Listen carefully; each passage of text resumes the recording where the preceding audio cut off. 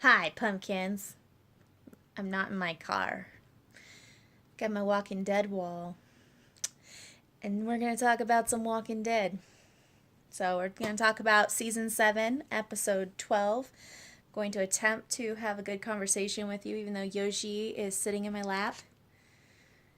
And I did take notes this time, so I got a little notebook sheet so that I can try and stay on topic and not trail off into the abyss like I do in my car because my mind just jumps around.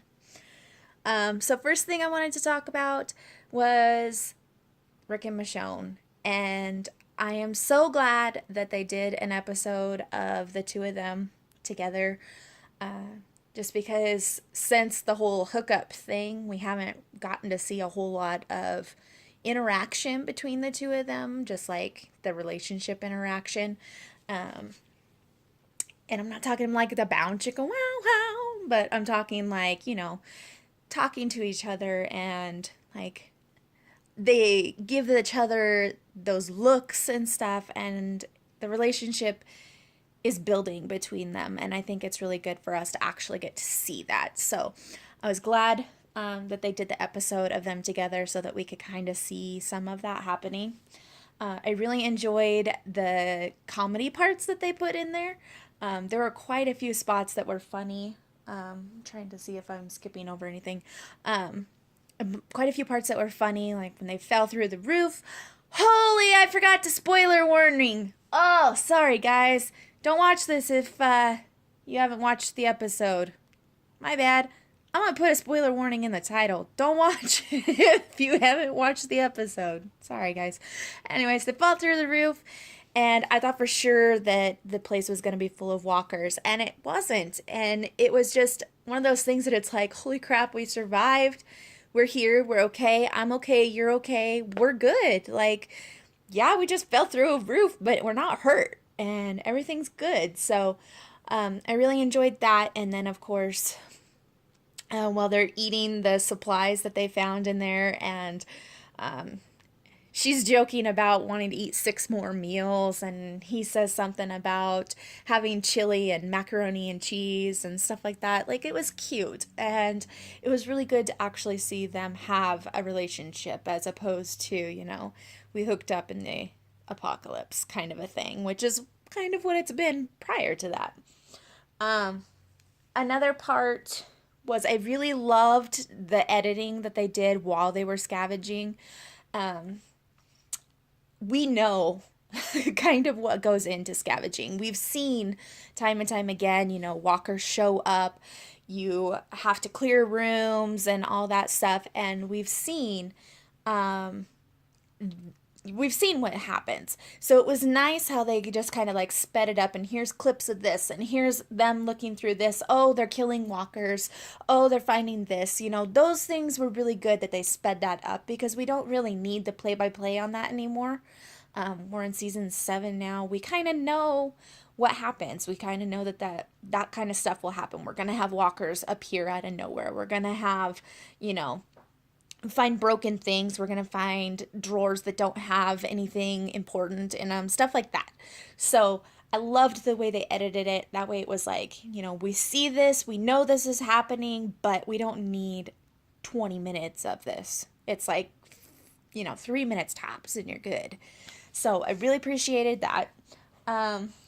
Another thing I wanted to talk about was the really, really crappy CGI deer. Holy crap, that was so crappy looking. And I don't know if they just like got behind with what they were doing and just didn't have the time to do something good, but I would take a worse looking Shiva to have a better looking deer, because that was supposed to be such a big thing. Like, Rick is trying to get this deer from Michonne. He owes her a deer, and he's trying to get her this deer, and it was so crappy looking, and it looked like it was like taller than Rick. Like, it was like bigger than elk size.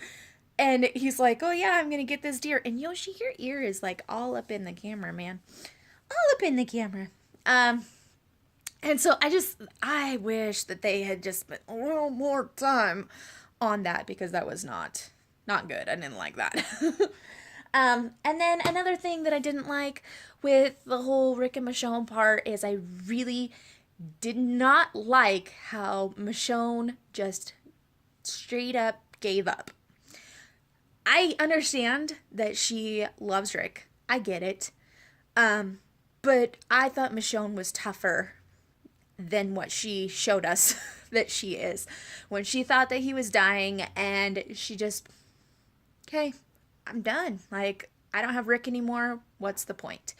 And I feel like Michonne has been built up to be a more powerful woman than that, to completely just rely her life on a man. I get that she loves him, and I'm not saying that you shouldn't love your partner, whatever.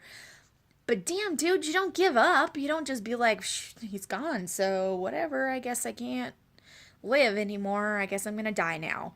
Like, I cannot even believe that she's like, just drops her sword and it's just like, Rick's gone, so that's it. I that just doesn't seem like Michonne to me. That doesn't. That seems like maybe Carol in the beginning, like when Carol was with Ed. Maybe I could see that she could have been in that mindset had, it happened in front of her to where she was like, saw him being attacked or something. And maybe if it hadn't been like Shane having beaten the crap out of him first, maybe she would have responded that way, but not Michonne. Michonne would not respond like that. It just doesn't seem like her. So that kind of threw me for a loop. I did want to talk about how much I loved the setting of this episode. The whole little carnival thing was great. It looked beautiful on screen. It just was very, you could place yourself in that imagery. And whereas a lot of the scenes and stuff like that, it's kind of like, this looks very run down. It looks very dreary. It doesn't look like, something that I could just see. Whereas the little carnival thing, it still had kind of a real lifeness to it, I guess. And then I'm really curious to know what went down there. Like, I don't understand why there would be, I'm assuming there were dead children, based on how Michonne was responding to what looked like bodies on the ground. I don't understand why there would be the dead children and then military and who killed the military. Because they all had their guns and weapons with them. Like, why wouldn't they be fighting? I don't understand how they had their guns on them, I guess. My neighbors are out there being douches. I don't understand what went down, and I want to know what happened there. I want to know why it was that way. So that's probably something I'm never going to get the answer to, but it's a question that I have, and I just want to know what happened. And moving on to the next thing, Garbage Pail Kids is what a lot of the people are calling the group. I don't know what their real name is. Maybe they said it and I've just spaced over it. But whatever it is, the group with Jadis, I don't like them. I don't trust them. I don't want Rick to trust them. I want him to keep his eyes peeled. I think that they are going to work them over. It's not going to be pretty. I haven't had a good feeling about them at all at any point other than, they didn't shoot Rick's group on sight. That's the only thing that was positive, in my opinion. So, I don't know. I just don't trust them. And I really think that, they're probably hiding something. And I don't think that they're necessarily, like, working for Negan or anything. But, I don't know. I wouldn't trust them. I'm not happy that they got a bunch of guns from Rick. I just don't trust him. I did like Rick's negotiation with Jadis. It was pretty hilarious. And he's like, 20 guns and we keep the cat. Say yes. That was just so funny. And it was like, yes, he's sticking up for his woman because they wanted the dang cat back. He got that for Michonne. And it was very symbolic because that was when Michonne started opening up to them, is when she got that cat statue with Carl. So that was a very, very good thing. I'm so glad that he was like, no, the cat is staying with us and you're giving us 20 guns and that's how it's going to be. So I really liked that.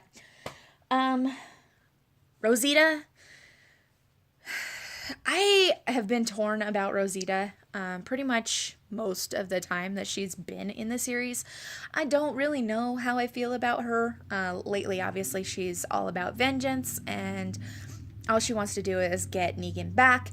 But she's being really, really, really stupid, and she's going to end up getting people killed. And it's not just going to be herself, she's going to get other people killed too. And now she's dragged Sasha into it.